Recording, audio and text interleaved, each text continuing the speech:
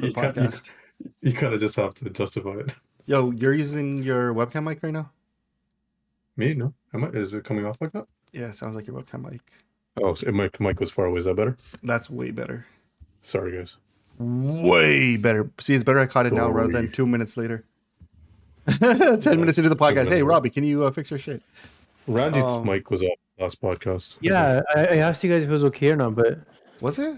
No, it was coming okay across in the headphones, but the the quality was poor. Yeah.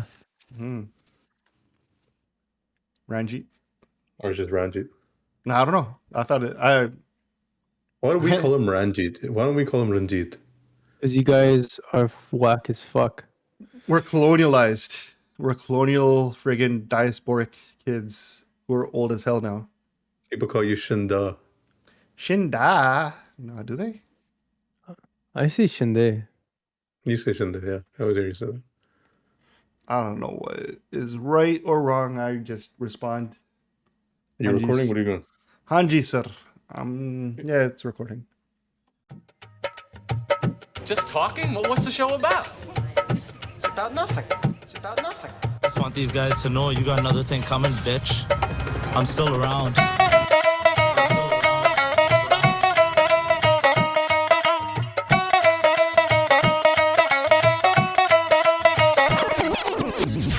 I wonder what it's going to be like one day when Chanda's no longer our producer and we hire... Is that going to happen? When there's no podcast? I mean, it's like we replaced you with someone and they did a much better job. We just need the AI to kick in. AI podcast. We're good. AI, holy smokes, AI is blowing my mind right now with everything it does. What's this? This wire is so stiff, it keeps turning my friggin'... Feeling you okay? I'm centered now. I'm centered. That's all I was trying to do.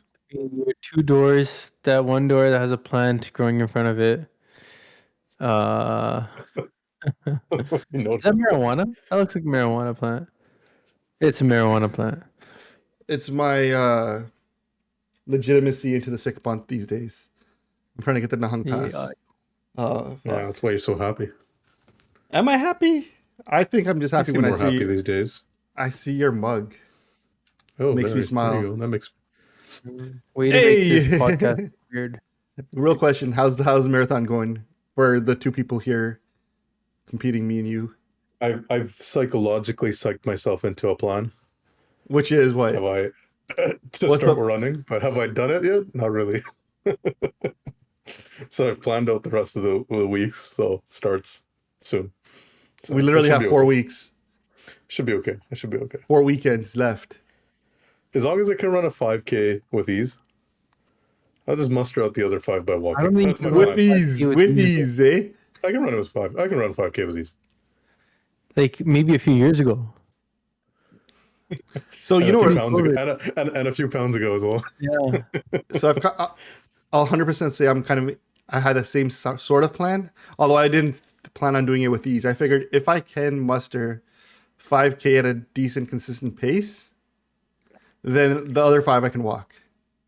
Yeah, it's gonna be brutal. It's not gonna be a walk in and the park. It's not so much a walk so much as I'll strive to keep up with like the 1% ahead of me, and I'll make sure there's like that 70-year-old who's always behind me. Like I won't let that 70-year-old beat me. You know what I mean? No, I tried that 5K. I got doesn't work. Oh, it doesn't work. There's going to be 70-year-olds just out running those.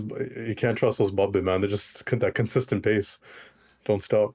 Yeah, I'm fucking screwed, man. See, psychologically, I get into that, and then when that Bubba is in a good pace and is hitting his mark, you realize you're not as fast anyways, and you burn all your energy trying to keep up in the first 1 or 2 Ks, and the last 3-4 Ks you're done in a 5K.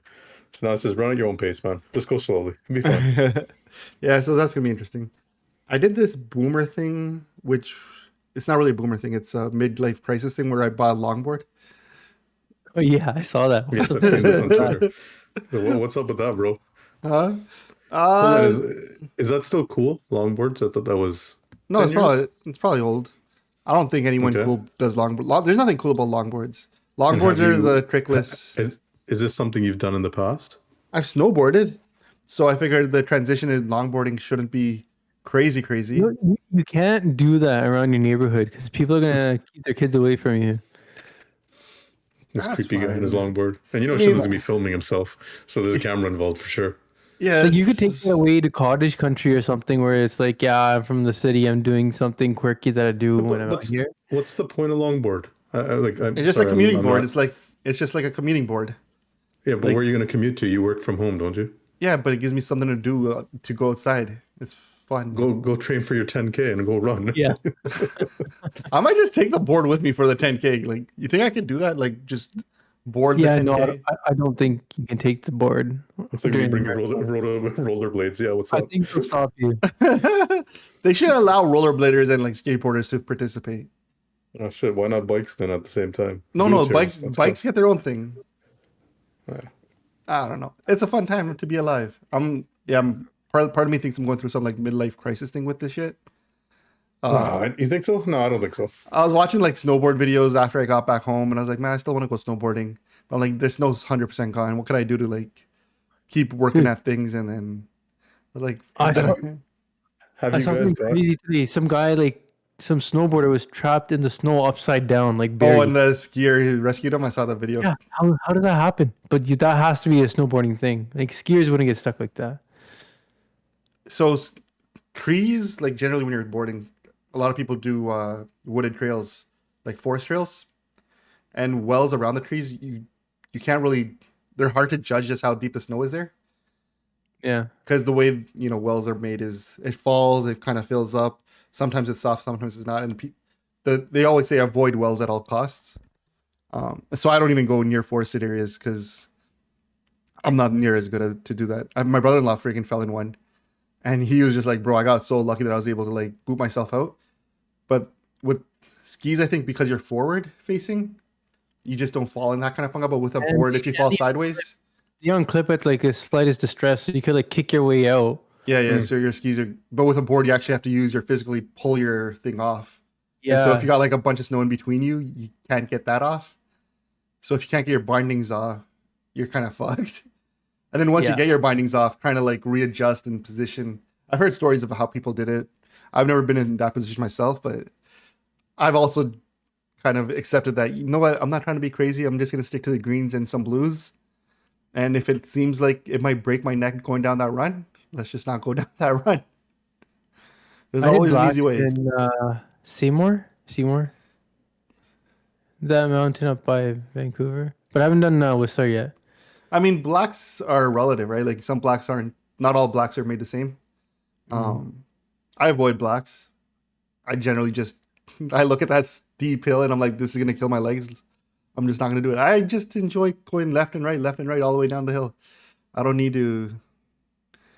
I'm not trying to make a friggin' At this age now, when I obituary. go bombing down a hill, I like slow down and I wonder what I was thinking when I was in my 20s and doing this.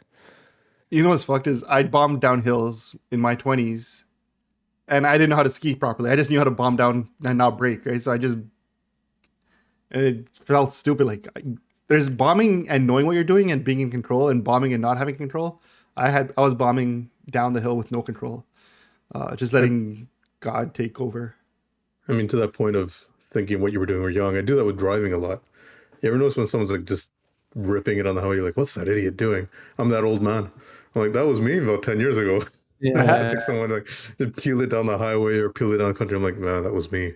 And I'm being stupid. So, yeah, I mean, those thoughts do come across when you look at certain things. You're like, I had that moment when there was that guy who got arrested last week for going 200 on 401, and I was like, bro, that could have been me. So, all right, because I remember when we were younger, we'd do 160, 170 pretty regularly until that 145 law came in. And now it's kind of like, what were you thinking going 160, 170 in a Dodge Caravan? the fastest I've done is on a country road was 186. Something stupid in the rain. I'm not even thinking, not even like proper rated tires. I'm like, now I look back, I'm like, what was I doing? I was an idiot. Young and stupid, right? So you know what my new fear is, though? My new fear isn't that. It's when I look back, I'm like, what an idiot. I'm like, oh, fuck, my kids are going to be just as dumb, aren't they? Yeah. They're inheriting. I rip it with my kid a little bit here and there, and then I think, fuck, he might do that. I don't do that now. I think I rip it once, but when I go vroom vroom, I'll be like, yeah, let's do it. Well, the problem is the kids call my car the fast car. And then the other car is the family car, and they're like, "Can you just go? Can you go fast?" I'm like, "Yeah, don't tell your mother." Right? Yeah, But it's not really going. yeah, It's not exactly. going fast. It's just going fast to 80. 60. Yeah, 80, 60. You know, it's just the Yeah, torque, exactly. and they like that. My But kid totally would tell his mom, my wife. He's like, Papa that did we're going this. fast. I remember I getting snitched on for running a red light. Oh, He's like, That's Papa. He's like, Mama, red means stop, right? Yes, but yeah, Papa doesn't stop on the red light. What a snake. And she looks at me. I'm like, yeah, it was a dumb call, but it was safe. you gotta teach him, man. Snitches get stitches. Yo, That's the number one rule. He'd snitch on that my, too. I'm kind of proud of my kid. But I was kind of pissed. He pulled a power move on me. I tried to get him to, get ready in the morning to go to school. And I was like, yo, take a piss. So he stands and take a piss now. And he's like, hold it for me. I was like, no, I'm not holding, his what? I was like, you can hold it yourself and pee. Like, you're a big boy. He's like, no, hold it. He started throwing a tantrum. I was like, get the fuck out of here. I'm not holding it. So he pees on the floor. I started yelling at him. He looks at me dead in the eye, then starts peeing on the wall. He's like, hold it. Hold That's it. that's an FU. That's an FU moment. That's an FU moment. Your kid is ready for and then I had to jail. hold it and pointed towards the fucking toilet, and then I fucking lost my shit. But that was a power move. Your kid is ready for jail. Your kid is ready to make someone his. That's a power move. Yeah. That is Yeah. definitely a power move. I really hope my kids never listen to this podcast. He made you drop the proverbial soap. Yeah, No, man, he pulled out the pocket. He pulled out the pocket, pulled- made Randy hold the pocket. That was wild, man. Your freaking kid wins the day with that one. Yeah. Yo, on the topic of kids, proud dad moment. Kid learned to ride a friggin' two-wheeler That's pretty seamlessly crazy. from a balance bike. I was really That's- reluctant about these balance bike things. They 100% work. So basically, What's the balance bike? balance bike's a bike, no pedals, two wheels. Your kid basically shuffles, pulls their leg up, and the bike kind of, and they just practice balancing, like gliding on this bike. I don't know. My wife kind of saw it on TikTok or something back in the day, or Instagram or something. There's no pedals. You're saying. There's no pedals. It's basically two wheels. Your kid's basically sits on them, learns to skate, kind of while sitting on it, and then gliding. And then first year we had it, he didn't seem like he understood what he was doing. He just sit on it and kind of walk with it. Well, and I'm like, no, you got to go fast and put your feet up. And he just didn't pick up on that. Second season he had it. He figured it out, got it. Earlier this season, he was like trying to take it down hills. And I'm like, all right, I think we're ready to try adding some pedals here. Literally put him on a two-wheeler. He was uncomfortable jumping on it until we got to like the park. Because he's like, what if I fall and get run over? Which I'm like, well, I'd like to think that you know your safety now, that you're afraid of these things. I carried it to the park. That was hell. Carried it, put it down. He sat on it. He's like, okay, so what do I do? I'm like, just pretend like it's your other bike. But when you start moving, start pedaling. And probably in like within 10 minutes, started doing it. I'm like, holy shit, this works. And now we're just practicing it.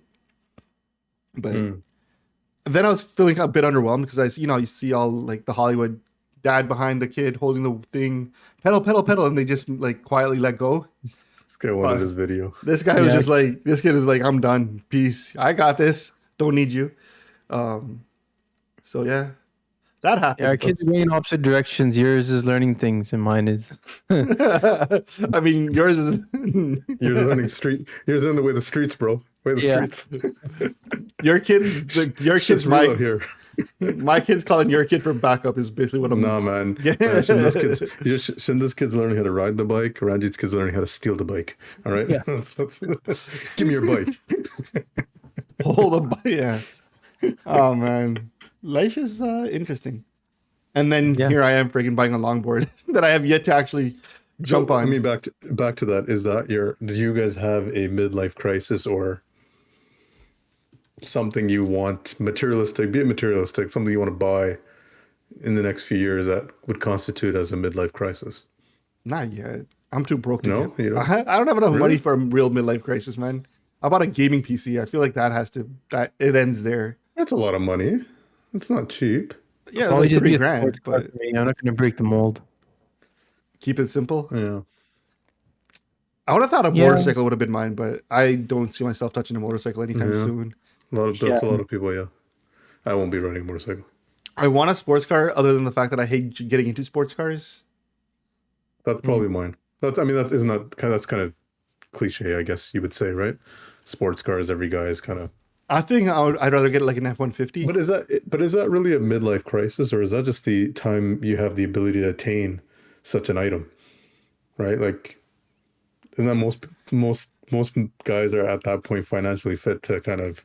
I can buy the shit, things I I want a want. sports. Yeah, like I want to buy the things that I want. I mean, it's not common for like 20-year-olds to be, buying Porsche convertibles and whatnot. I mean, that's the way I look at it. Unless you're Unless you're blowing your dad's optometrist. money. Yeah. What? Unless you're Unless you're blowing your dad's money, optometrist. yeah. Or dentist. I feel like dentists have that flex too. Lawyers have that flex for sure. Does it Right. annoy you guys when you see realtors driving bomb-ass cars? No. I don't know why when I see a realtor driving a bomb-ass car, I'm like, fuck. Yeah, but I Coulda- mean, look, they had like that's like a stockbroker driving a bomb ass car. They just had great few years. A year, and, yeah. and some of them buy it for their perception, right?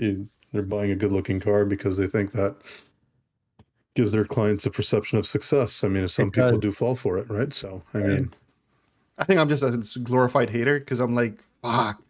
I know how to do these things that you could never do, but you're way more successful than me monetarily. you know what it is? I think you think that most people have your train of thought. If you don't value, for example, like you guys said, no big deal. Sports car is not a big deal because there's other things in your life that require focus in terms of finances that are more important to you. That a car might be the last thing. So when you see that, you think, well, that person's obviously taking care of the things I'm already trying to take care of right now that I'm trying to get through. How the hell did they get to that point so quickly? But in actual fact, they haven't taken care of those things. This is just all propaganda, right? It's the facade of success. So psychologically, yeah, I think it happens to everybody. You see that young, whoever it is with the new car, you're like, shit, how the hell did he get it, right? What's going on? How much is he making? What am I doing wrong, right? So, but the actual factor behind the scenes, the older I get, there's always a story. That's all it is. The dudes I hate on the most, though, the dudes that, like, no matter how hard I try to, like, get over it mentally, are the dudes I feel like got the silver spoon. Mm. The silver spoon really irks yeah. me. The dudes who get the silver spoon but continue to put work in, nothing but love for those guys. Those guys are continuing the hustle. I can appreciate them putting time in and having inherited. But dudes who inherited and are complete dumbasses, I don't know why that irks me. It used to bother me, but our kids might be one of those kids, so I stopped thinking like that. You never know, right? But no, I'll hate on my kid for that too. Yeah, that's it used to bother me quite a bit. That was something that, like, oh shit, I got to work 10 times harder than everybody else. All that kind of sentiment, but I mean, that's the world, man. Not give them anything until they like show in some effort. the crust you can't activate till you're 40 years old, so you actually got to work to. Yeah, like a trust. Yeah. I mean, my thing with my kids is that I hope I set them enough, or set a foundation that the little money things that we're talking about now, when you first start out, you're worried about spending your money, you're trying to build that base, and that they don't need to go through that, and that we've kind of taken that step and got them there. Now, yeah, the not doing anything, I don't agree with that either. Right? If they don't do anything, they're going to lose it, right? But they're also in this weird. There's no win-win in that, right? Let's say you got daddy's money, but you don't do anything. That's finite. It's not going to last your kids' generation. Them buying their first property will be much easier than others, Yes, right? yeah, like getting that head start. That's the They'll big have difference. something to refinance. But our kids' them generation is not also being going to on be the track. fucked because they're the ones competing against AI and like trying to learn how to coexist with AI. Maybe they don't have to. Maybe they're just real estate kings, and that's it. AI is going to become the new realtor. Yeah, Like, let's say just have a bunch of properties and they're just managing them. I mean, who knows what the future is going to look like, right? Basically, that's what Punjab became, right? Like the wealthy kids in Punjab really are legit just collecting rent and checking in on things. They're land managers. I always say that to my dad. I'm like, their generation is the first one that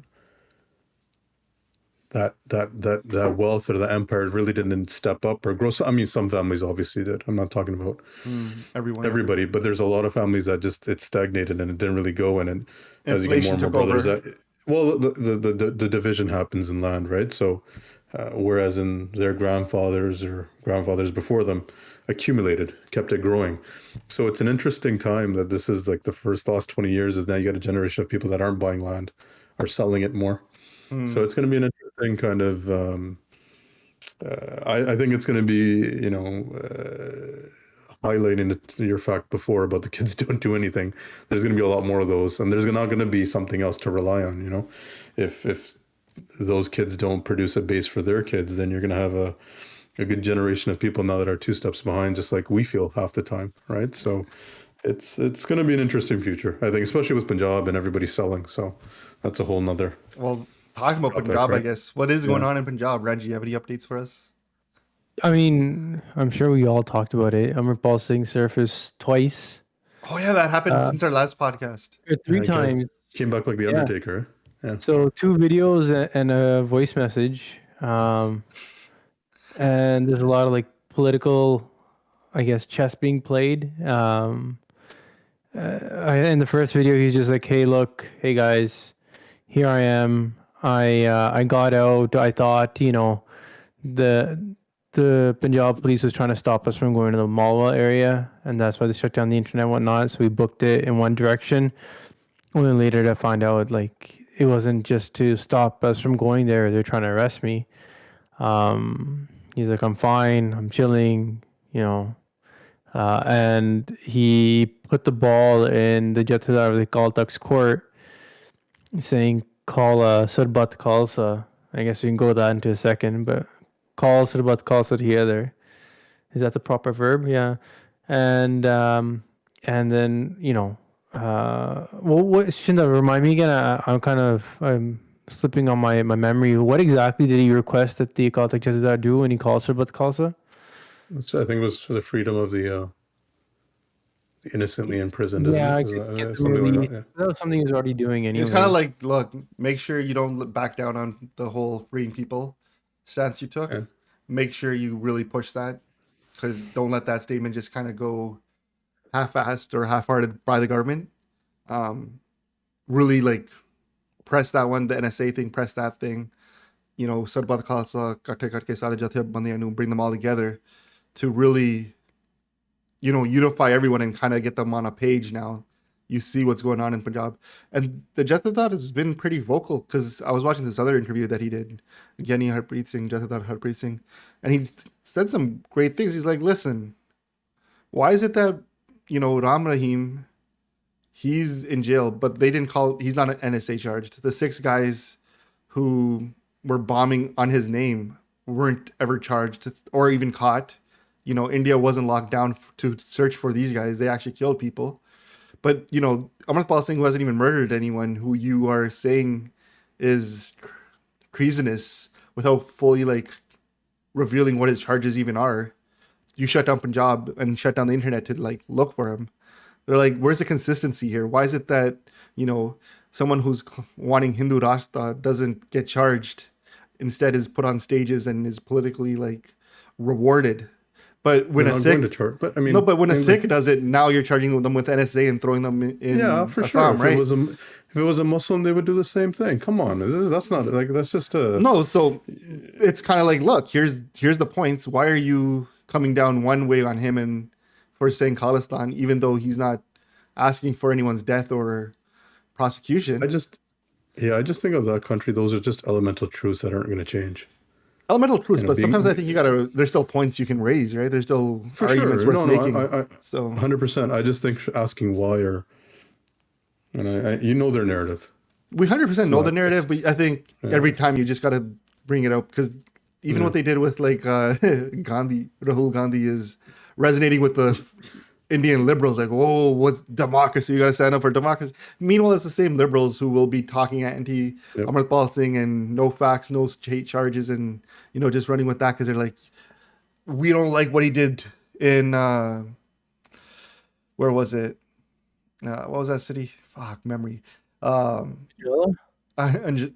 like we don't like that he stood up to the police who are the state, and that he has law and order by the balls. So 100% he needs to be prosecuted by the full extent. But meanwhile, man, like there's a lot of hypocrisy in in India and Indian media and Punjab media. And one thing I was sitting around in a Twitter space, they said after the Jathedar statement and after Badal kind of jumped on pro Amritpal side a little bit, like when they realized that they could leverage his position a bit for their own political gain against Bhagwant Mann, they said the news media's stark shift from calling him Amritpal Singh to Bhai Amritpal Singh became apparent. Punjabi media there were like certain channels that started throwing Bhai in front of his name out of respect, right? So they're like, and these are bottle runs news stations or bottle powered news stations that receive power during bottle, right? Well, so he's playing that side against Bhagwant Mann, right? So he has to, and I don't even blame him for playing that game. That's a whole different game of chess being played in contrast to what else is going on. Can I ask him maybe a ignorant question? Please be my guest. as always, how much in the grand scheme of things with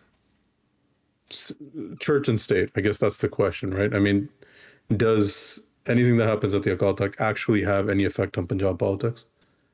Like, I'm just general. Is there any kind of actual link, or is it just more kind of votes and sentiment? Pressure. There's a huge social. It's more social, right? It's not like they actually have any political power per se.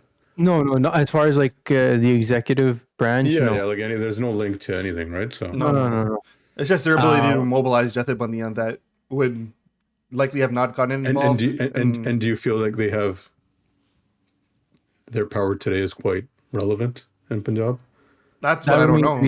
That's general pop. I'm just I don't asking. know. Like even him, I have no idea.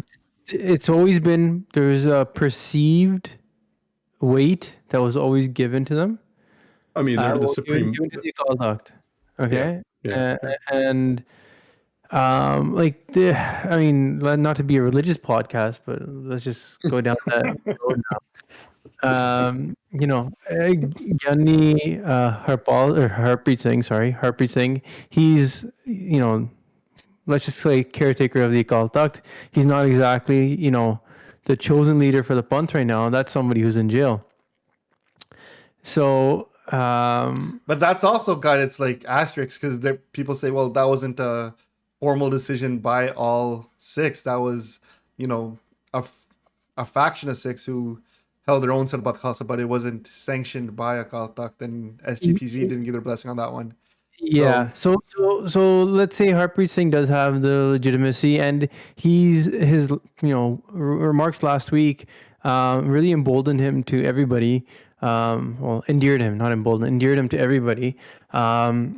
So there seems to be like a swell of support behind his what he's doing. This is the same guy who a few months ago was like, we need to have gun ranges because having karpana and swords is great, but the hustle of the future is guns, and kids and men should be trained, and women should be trained how to use them. If you're going to be Shastra Tari, Ratavan 6, like that was kind of like the things you're saying, and I more or less do like him.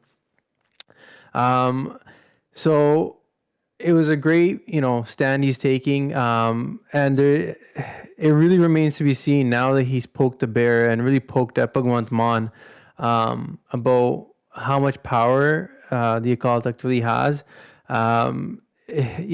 Even his tweets got blocked in India, but everybody knows what he's saying. This push for Sarbat Khalsa that, is Amritpal kind of did put Harpreet Singh in a corner where he either goes for it and then it's open support for Amritpal Singh by the Akal Takht, or he doesn't do what Amritpal Singh's asking for, and then there's like a line drawn, he's disavowed in a certain sense, and he's on his own. And then there's this whole other Pandora's box where Harpreet Singh could say, hey, Amritpal saying, we'll do what we need to take care of 6, but you got to turn yourself in. And then does Amritpal follow those orders or not, right? Then it remains to be seen if even he gives that much respect to the orders from Akal Takht or not. So I don't know. So if I were to guess, I 100% think he would turn himself in at that point. But I also think Amritpal Singh is way more calculated, way more cunning than we've given him credit for. Like being able to get like evade the police the way he did, right? They had a plan in action that they knew, okay, if shit hits the wall and they try to stop us, this is what we got to do. Here's our contingency for this case. And I don't know if it was particularly the case of, the internet lockdowns and now we got to go deep cover, or if it was just a case of, we know the police are going to come after us at some point. Here's where we can go for a safe house. We got burner phones on the ready. This is what we need to do to stay off the radar. And maybe even at that time getting away, a lot of people are like, well, how did he do it? And I've kind of held that he 100% probably has, people on the inside, police who like him, who favor him, who agree with him, who are kind enough to give him some sort of intel, like, listen, this is what's up. Here's what's the radio chatter is coming. So I was speaking to let's just call them people in the know, and they are of the opinion that the Punjab police generally hates like Bhagwant Mann, which is why Amritpal Singh got away. One of the reasons was they want to make him look stupid. And the reason why he's one step ahead is because Amritpal Singh hasn't really done anything terroristy, for lack of a better word. So the appetite to arrest him is, if they let him go, like, it's not really harmful. And it embarrasses Bhagwant Mann so much, and that's why he was able to slip out of that geta that they had put up. And just to relate this to what's happening here, politics at play. I mean, to relate that to here, when we had the protest in Ottawa, the RCMP was very reluctant to act, and even the Ottawa police were and everyone's like, they don't really like the mayor and they don't like the police chief. The chief, So it was their way of kind of getting back at him by being, like we're doing our job by the book, but don't have orders. Is Amritpal a criminal? I don't know what the charges are now.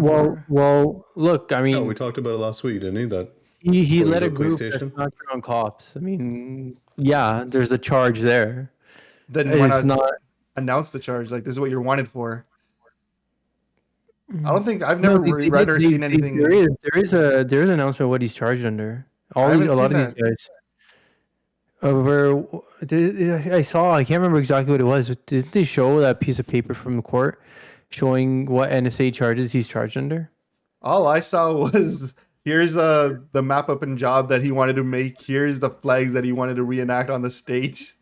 I mean, someone, here's the images we found on his phone. In the tweets or in the comments, but I'm pretty sure it was disclosed openly what he's charged under. Whether he should or shouldn't be is a whole other issue. I'm 100% ignorant. I just haven't read it. That's my thing, I guess.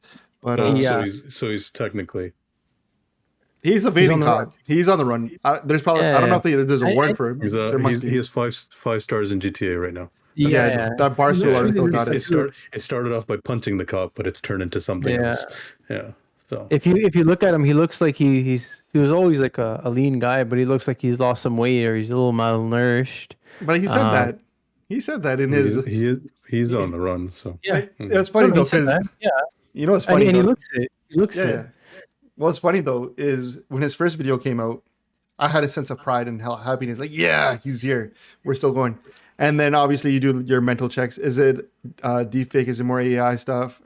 I watched it. I didn't see it. But then you had we were always analyzing all the stuff that came out before, like with the Photoshop images of him and the CCTV pixelated, walking around in Delhi and Nepal and all that kind of stuff. And I'm like, that's fake.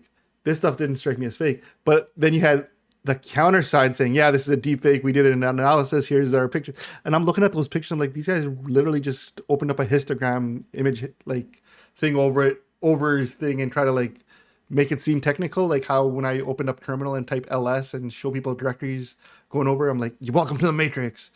I feel like that's what people are now doing with trying to uncover these Photoshop things. Like, what's the most convoluted way of image comparisons that we can kind of open up and show to convince people that maybe this is fake? And then obviously people were also like, is he, under duress? He keeps looking away from the camera. He's not making direct eye contact with the camera. And so you had this whole conversation, and obviously I kind of went through that checklist myself. I was just like, man, looking at a camera is stressful. It's not easy. I can barely do it if I'm not talking to you freaking guys.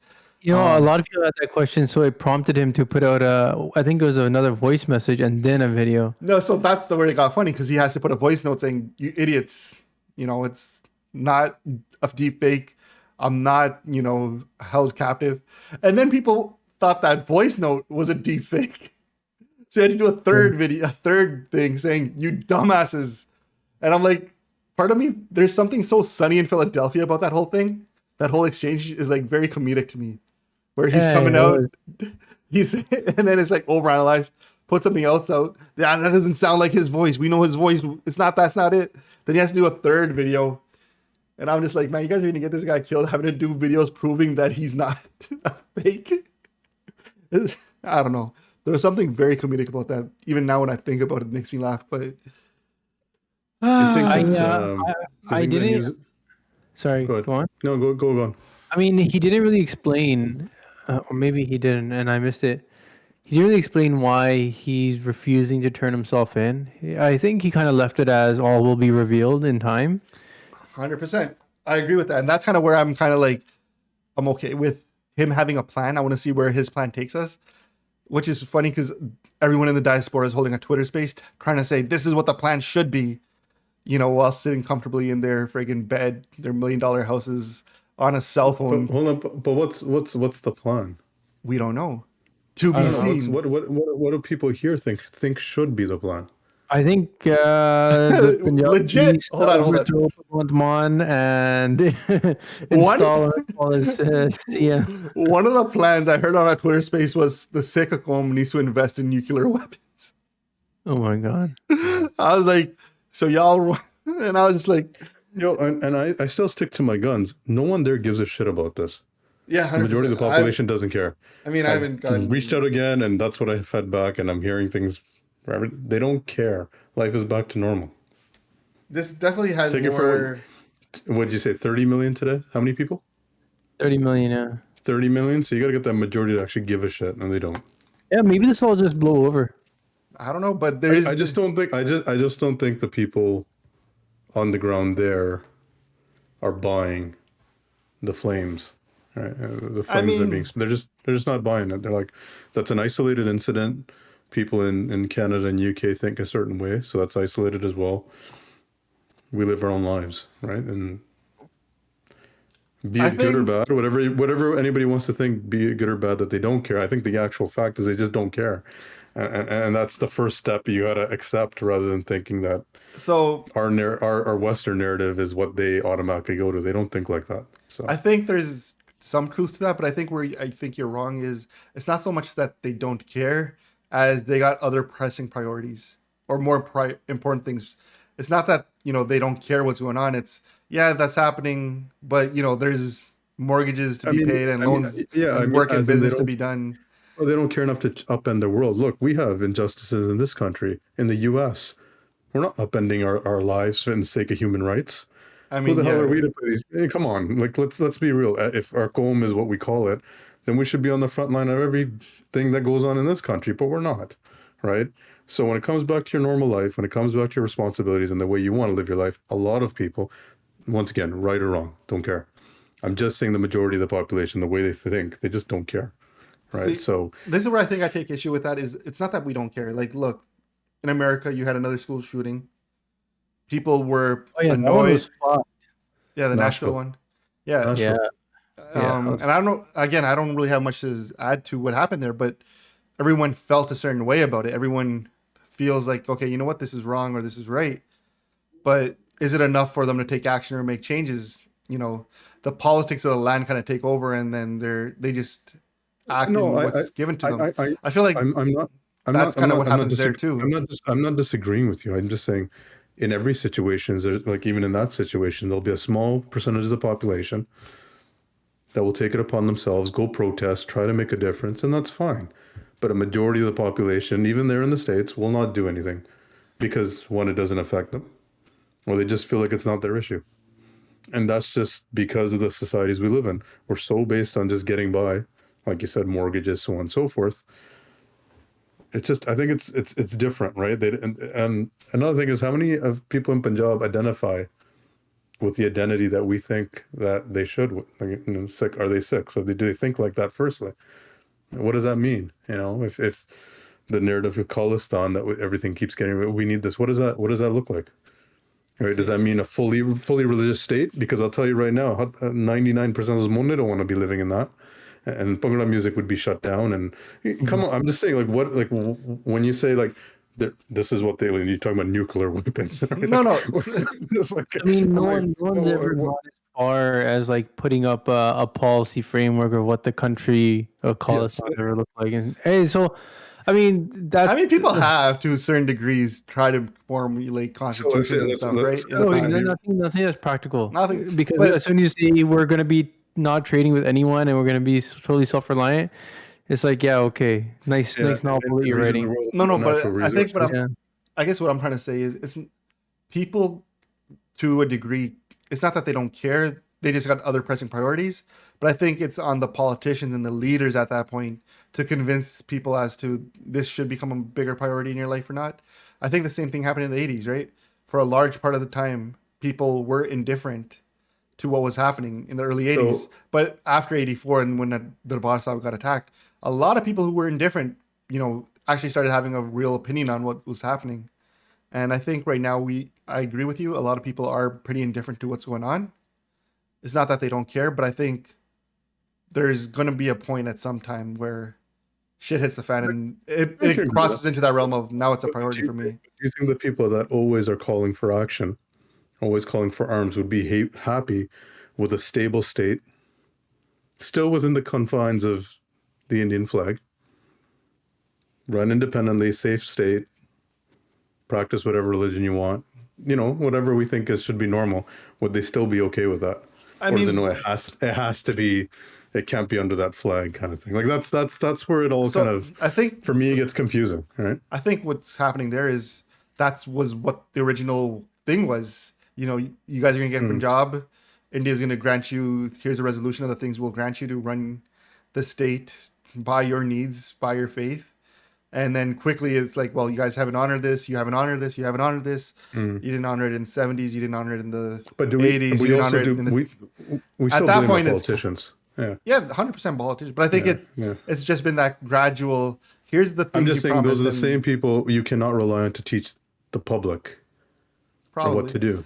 They're con artists, they're crooks. Like, come on. I mean, we're talking about the Baldos. We're talking about, like, now the Baldos are the heroes all of a sudden in this scenario. Come on, like, where does the? It's the Kalis are back. We want your Kali. Yeah, now they're the heroes all of a sudden. Like, come on, it's like there's no.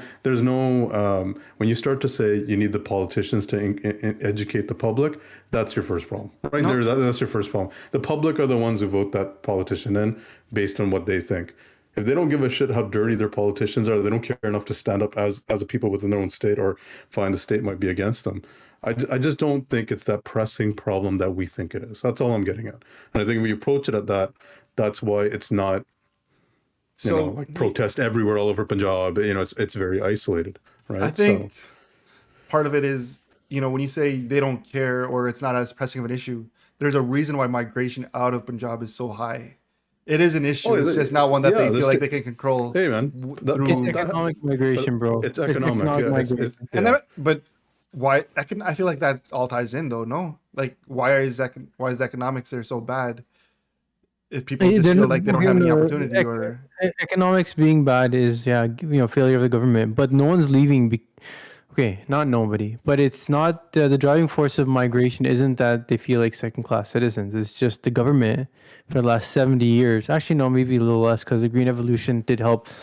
But the government has failed Punjab, which is why, to be honest, I think we are where we are. If Punjab was a flourishing state with a lot of industry and we were doing really, really well, I don't think this issue of wanting a sovereign state would come up because people would have cash in their pocket, their kids would have futures, and they wouldn't have to leave, and people would be just in a much happier state. I'm sure there'd be, some theoretical need for Khalistan, but nobody would actually be like protesting for it. Money has a huge, huge factor to play.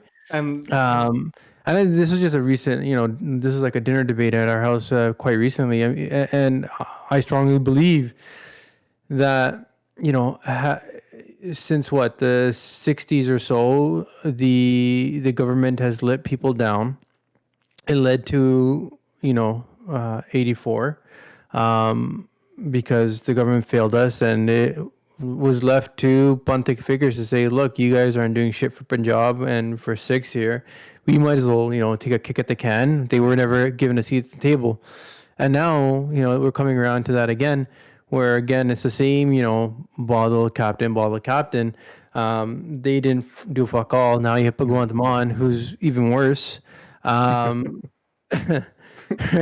Which is so funny.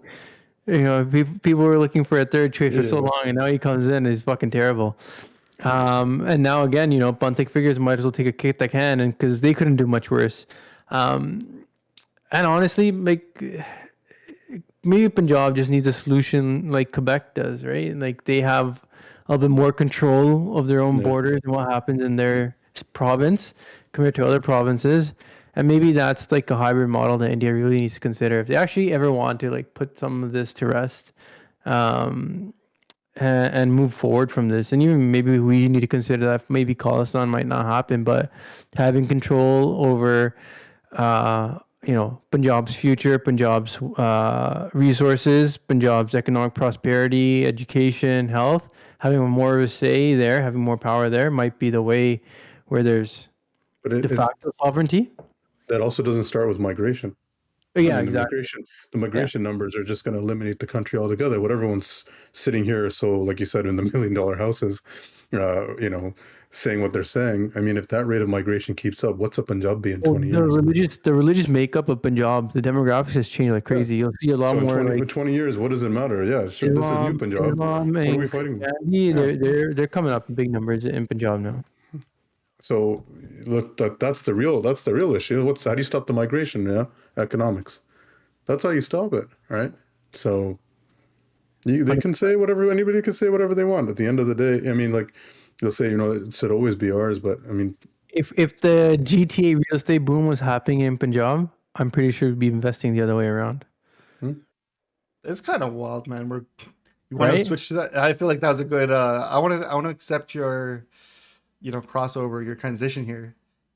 What's going on with the GTA right now? Okay, just change the topic altogether. No, I mean, I felt like that's the segue that we were looking for right there. No, there's a note there. Do we go back to Punjab? That's the question.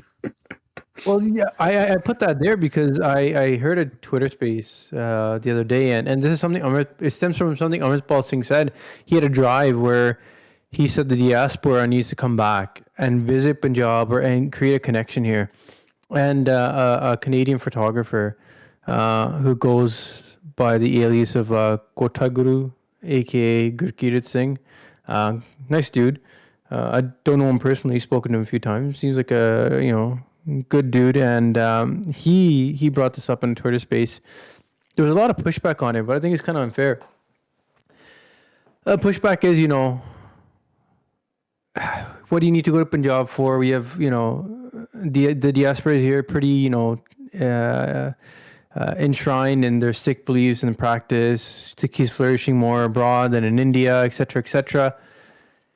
I think that point, that the underlying basis of the point of going back to Punjab is being missed, and that is the birthplace and the home of Sikhs. So if you look at it in a lens of like Sikh is important to me, and I want to keep that going for another generation of my family, for my own kid, I think visiting Punjab is 100% important. Having that connection, because it's one thing to see something, one thing to read about something in a book, but actually seeing it is different. We're not going to be waking up at 4 a.m. to the local Gurdwara playing Asadivar and Kirtan anytime soon, right? That's something you can only live and experience in Punjab. The history you can read about, Baba Deep Singh giving Shaheed, about Sarhand, but until you actually go visit that and see it, that penny drop effect doesn't really happen. And the effect, if you don't know what I mean, it's I'm sure everybody's felt it when the first time they went to the Darbar Sahib. That's the feeling I'm trying to talk about. Where it's like, okay, Like I read about this, I saw this, I heard about this, but being here is something else. I feel like there's And so in and context then of what? just drawing that connection that Okay. is important. It's a reason why, like, The the model Jerusalem. community. Yeah, There's a reason why, Sacred Israel has so many programs to bring young Jews to visit Israel once.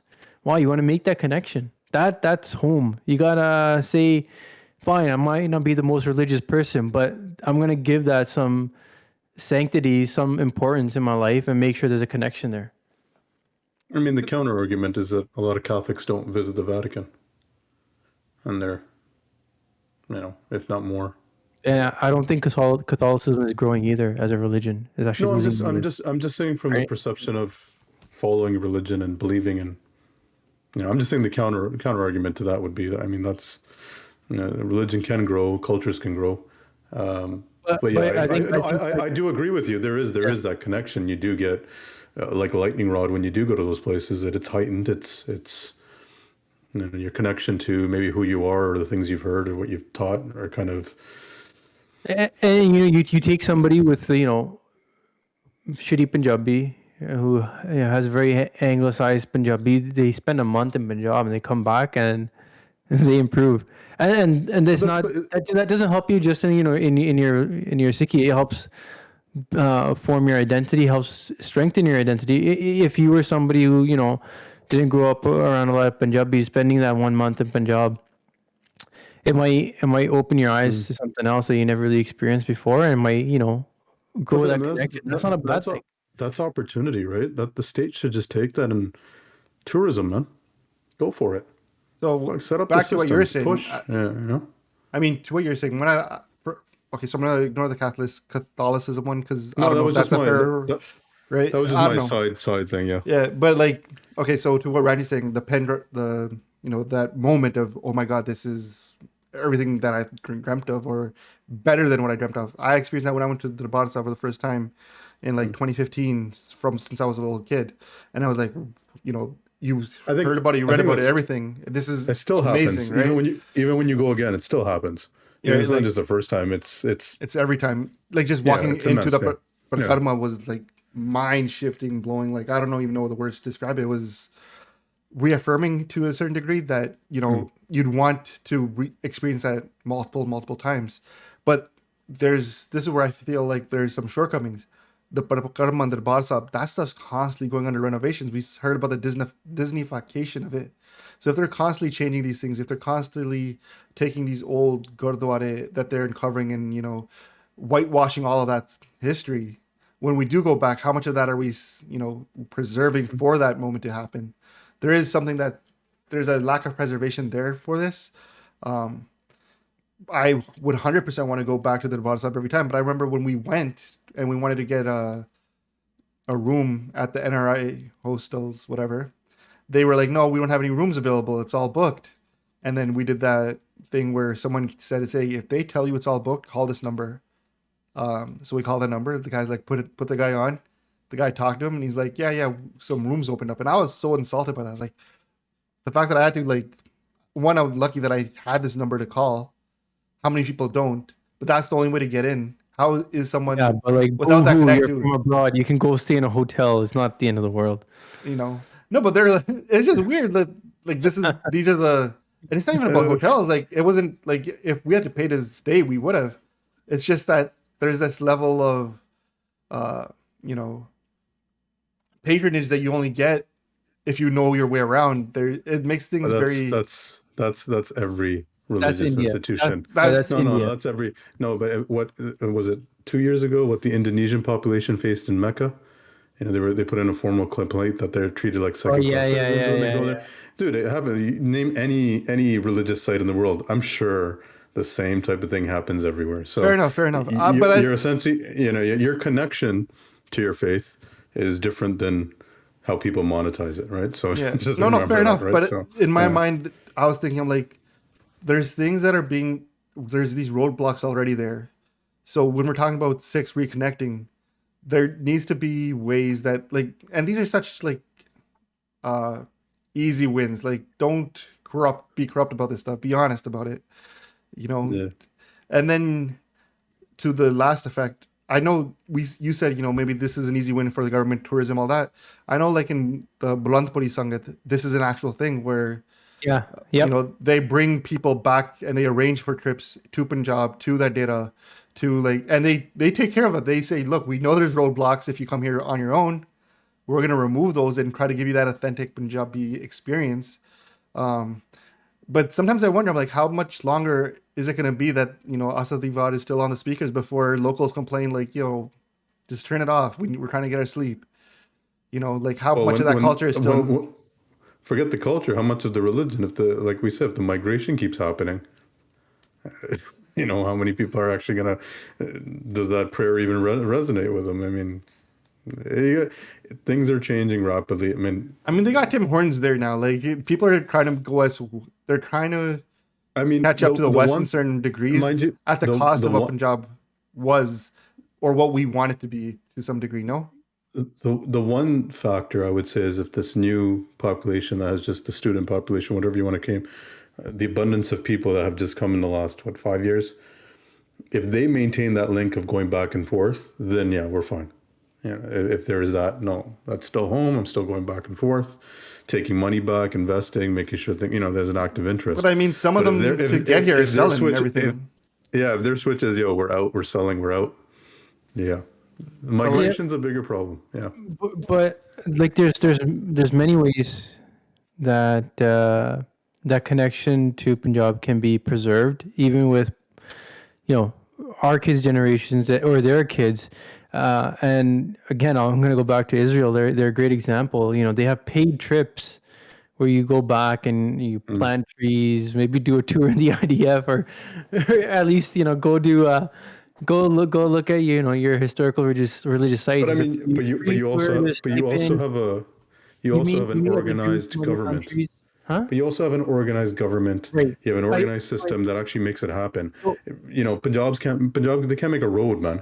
So India, we always talk about this. India does this too. I've done it. I've gone on this India trip where they take you from state to state. You meet heads of state, and you get to meet heads of industry there. And they model that off Israel. And I always thought like Punjab itself needs to do it, where SGPC, they make a lot of money, like a lot of money. As do all religions.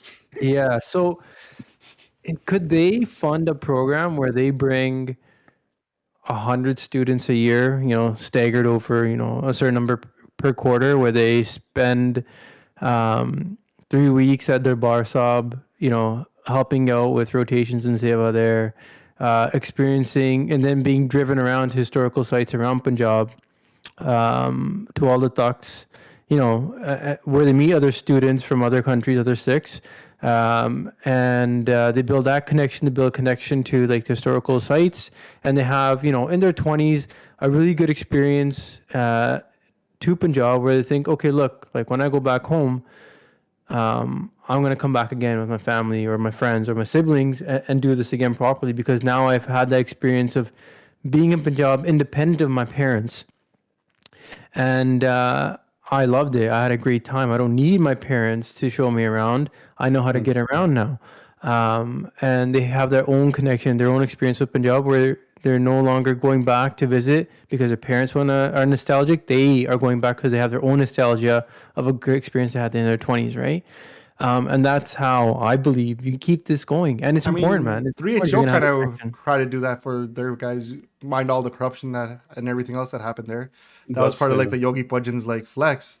And not to compare the two as being equal, but like what I'm seeing with Bhagwant Sangat, where they're actually bringing kids in who want to, from their Sangats across the world, back to Punjab for smogums.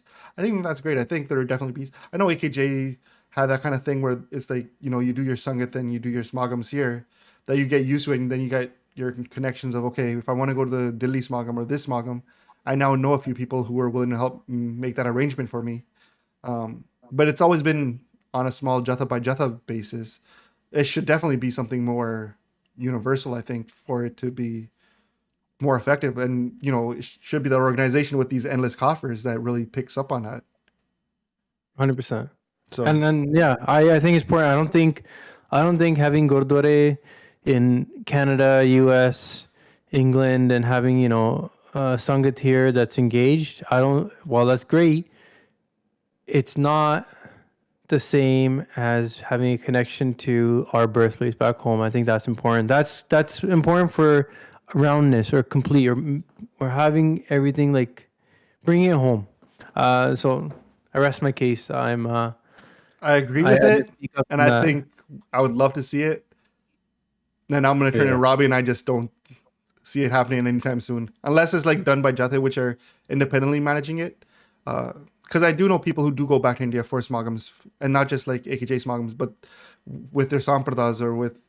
But it's all handled on a per Jatha basis because they have these connections. When those Jatha Bandiyan come to Canada, they stay with them, they meet the Singhs, they get to know them, and they say, "Hey, if you're in Punjab, come for this smagam. We got you. We'll take care of you." Yeah, but they happen in pockets. But it should It's not be pockets. happening in pockets. It needs to be birthright. Birthright. I would love for SGPC to take over that seva. I have zero faith in them that they will in the next 15 years. Anyways, Anyway. moving on. Is Trump going to jail? Dude. Talking Very about good. corruption. Talking about corruption. Yeah, like this is he's leading. I think he's like one of the lead Republican candidates, right? I think he's favored to. No, I thought he was Oh, for horrible. no more. I thought he wasn't I even think in that conversation Then anymore. DeSantis, the Florida guy, has it. Yeah, I right? thought the Florida guy had it. I mean, I'm not up to date with it daily. I just Well, let me put it just to you this check, way. If it's DeSantis, now DeSantis is saying, "Hey, look, these charges on Trump are ridiculous. He shouldn't be charged. Blah blah blah. It's a political attack." All these Republicans are out there supporting Trump. It kind of swells his numbers, doesn't it? It kind of makes him look good. I mean, I think this fucking helps him. I honestly have no clue right now what's going on in American politics. So I'm like Oh, the wait. last one to chime he's- in here. Ranjit's right. Well, Trump Fox is- News, as of 4 days ago, as Trump's lead grows in GOP primary race. Yeah, Wow. Now I over think 50% support.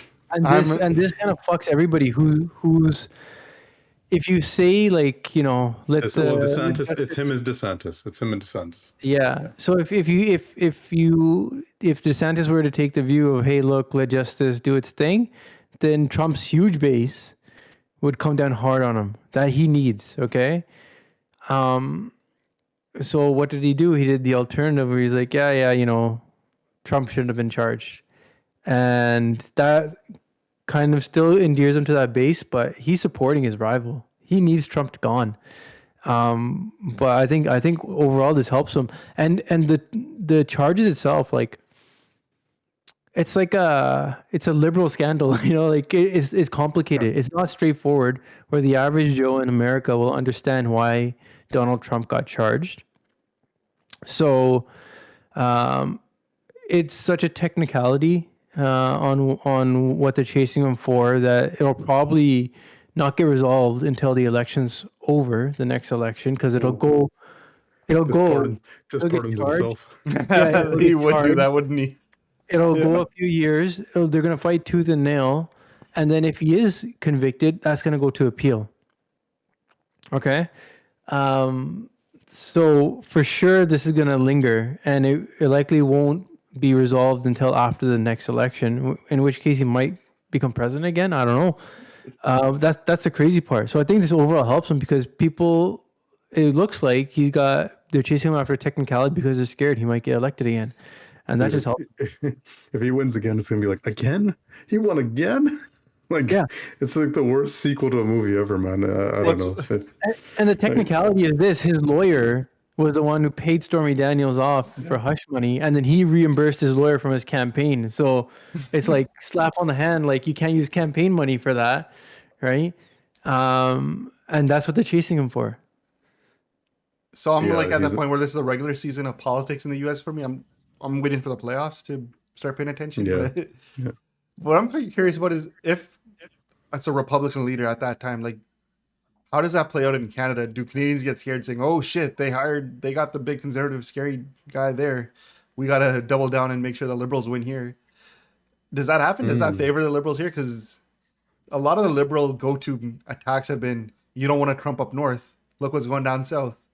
Yeah, So well, it depends how Pierre takes it, right? If Pierre kind of aligns himself with the same rhetoric as Trump's going on, then people are gonna be like kind of. But if Pierre goes, you know what, as I do respect our neighbors to the south, but takes more of a centrist view, he'll win. If he stays center, he wins. There's enough hatred for Trudeau right now.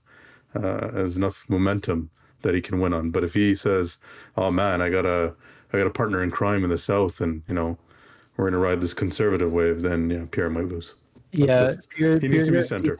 Yeah. He's got to stay center because even when Roe v. Wade got overturned in the U.S., the liberal numbers in Canada went up.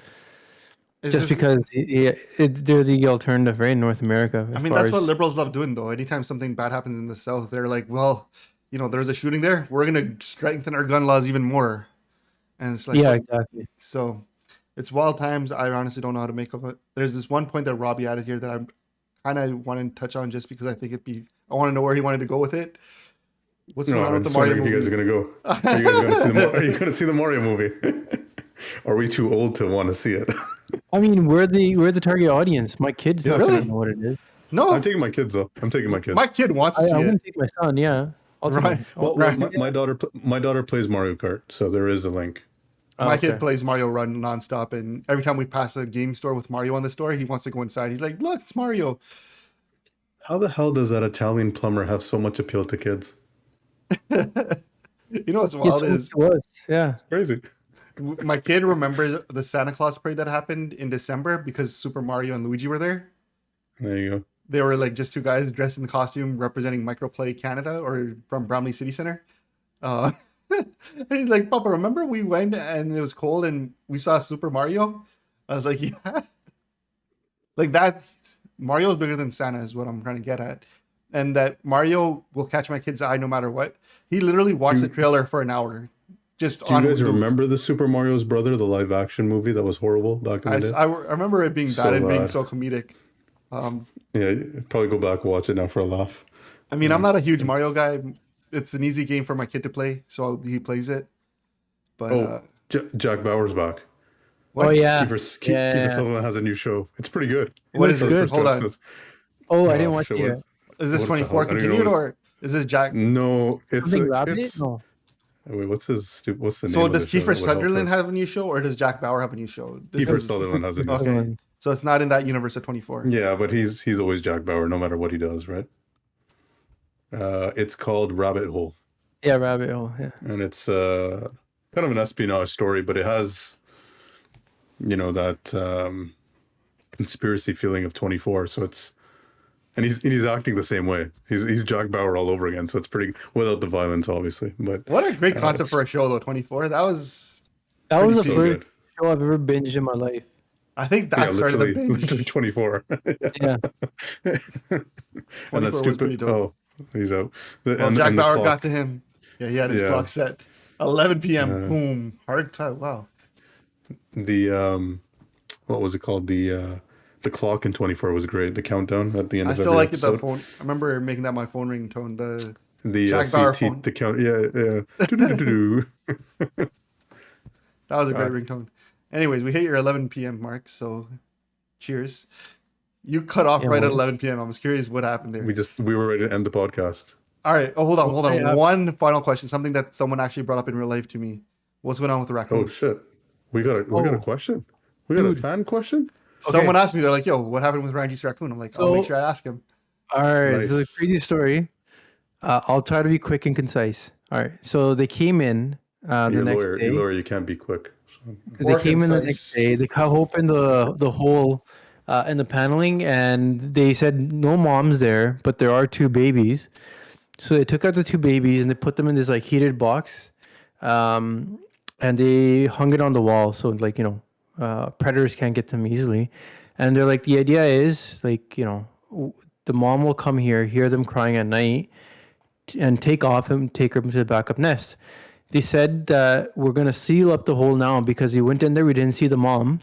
So she's not here. So we're going to seal it up. Otherwise, we would have put in a one-way door. So we're like, okay, cool. We go to bed that night thinking that the mom will come during the middle of the night and pick up the babies. She's in the fucking ceiling still. She must have hid somewhere, and she's fucking freaking out, trying to like bang out because they sealed it up pretty like sturdily. She can't get out. I can't give you context because I'm speaking about it, but the paneling for the eavesdrops, there's an opening in my garage. So I open my garage door, and sure enough, I see it at the top of like my garage, like scurrying up there. So I called the raccoon removal service. So I'm like, yo, dude, what I'm going to do is I'm going to leave a bunch of jars of peanut butter in my driveway to lure it out of the garage. And I'm going to sit in my car. And as soon as it leaves, I'll close it. And they're like, fuck yeah, that's a great idea. So I did that from 8 p.m. to midnight. I was sitting in my fucking car. Me and my wife. Raccoon stakeout. This guy. Raccoon Stakeout. I 100. That's exactly what it was. Raccoon Stakeout. We're watching like TV on Netflix. I downloaded it on my tablet, and we're waiting for this fucking raccoon to come out. It doesn't come out. All right, it's 4 hours in my car. I was tired. I go in, and as soon as I get to bed, it's fucking bang, bang, bang, bang, bang. Right? It's like fucking hell. So I go back. I open the garage door just slightly ajar, and I go back to sleep.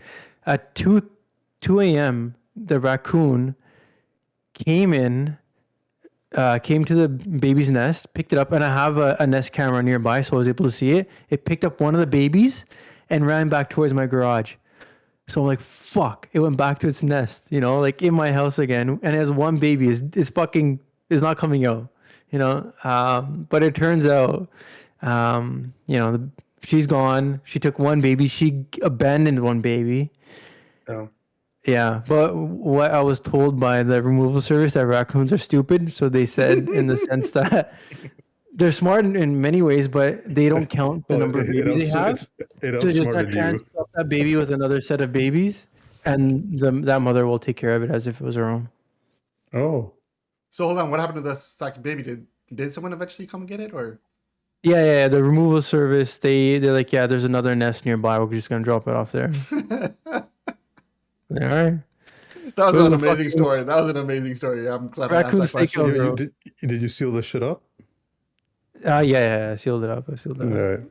Next thing you know, it was like 2 weeks later, another fucking raccoon's back. It'd have been jokes if like all that friggin' peanut butter on the driveway brought more raccoons, like other raccoons down. I know. And like she didn't even touch it. And I wanted to bring it back. My wife won't let me. She's like, no, you left it open to the elements outside. It might have breathed on it.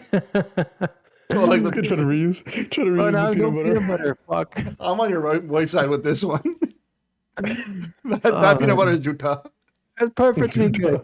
I can hear George Costanza in my head saying it's perfectly good. It's perfectly fine. This is brilliant, man. Anyways, Yeah. y'all have a great night. Hopefully we get this podcast out tomorrow morning, man. Let's see how fast this shit encodes, but I thought we covered a lot. When you get the AI going, man.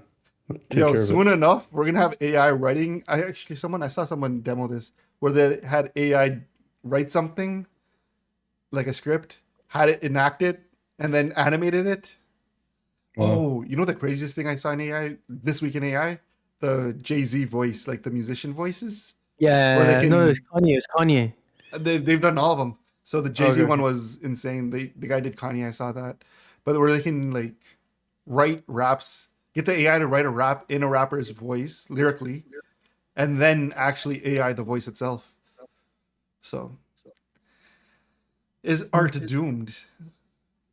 Yeah. Yep. Blessed art thou. Anyways, man, like and subscribe to the podcast as always. Tell your friends, and yeah, share your comments or ask us dumb questions that might create these memorable stories to come out. $1,500 later. Shit. Hey man, at least you got a story. Yeah. And Dorian AI couldn't come up with something that good, so Yeah, there you go. cheers, All right, boys. Peace.